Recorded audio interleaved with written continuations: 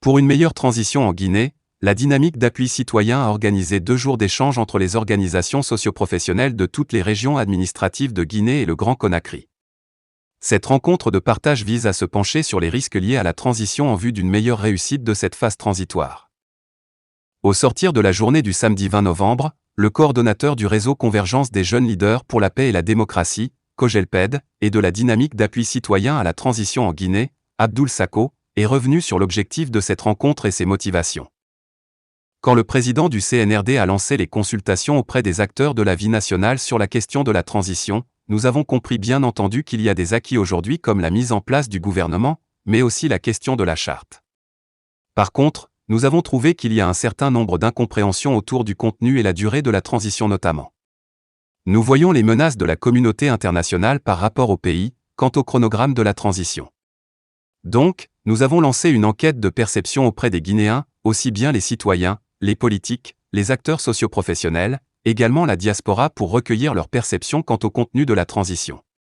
La question aujourd'hui, on s'est retrouvé pour partager cela à l'ensemble des acteurs de la société civile de façon globale pour qu'enfin les préoccupations de ces populations, nous cernons cela, explique le coordinateur national du réseau COJELPED. Le président du Forum civil guinéen, Ibrahima Baleya, participant à cette rencontre d'échange, a fait savoir que tout ceci vient à point nommé car les acteurs sociaux ont un rôle primordial dans le processus de la transition. Parce que depuis le début de la transition, la société est en train de s'affairer autour de ses fondamentaux pour voir dans quelle mesure elle va participer à cette transition. Parce que autant on dit qu'une transition est politique, mais les acteurs sociaux auront une large part. Ils ont leur partition à jouer dans ce processus-là. Tous les points sont importants et nous espérons que la société civile sera écoutée, elle sera entendue et que ces propositions seront entérinées en vue d'une transition réussie. On parle toujours de réconciliation nationale, on parle de processus électoral, de gouvernance, on parle aussi de droits de l'homme, de beaucoup de thèmes qui sont assez importants, a notifié le président du Forum civil guinéen.